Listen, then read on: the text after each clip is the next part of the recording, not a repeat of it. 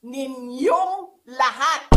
Martin Romualdez, Lisa Marcos, Bongbong Marcos.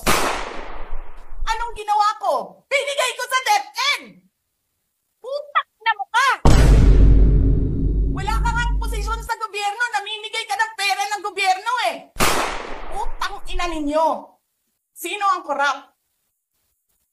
Yung mga congressman na yan na nag-hearing, anong sinasabi nila? Pagkatapos, pag na-off na ang mic, pag wala ng media, pasensya na kayo ha. Kailangan kasi namin ng pera.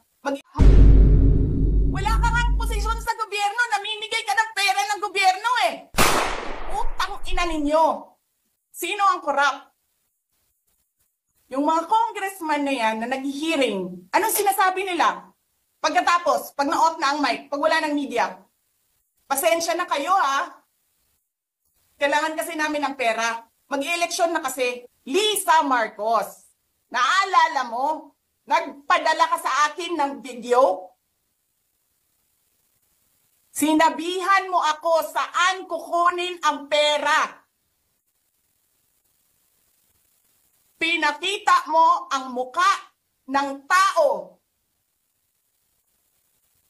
doon sa video message mo.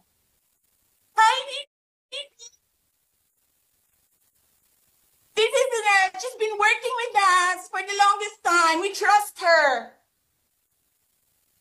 You sent me written instructions about money. Millions a month. Anong nakalagay doon sa envelope? DepEd. Anong ginawa ko? Binigay ko sa DepEd.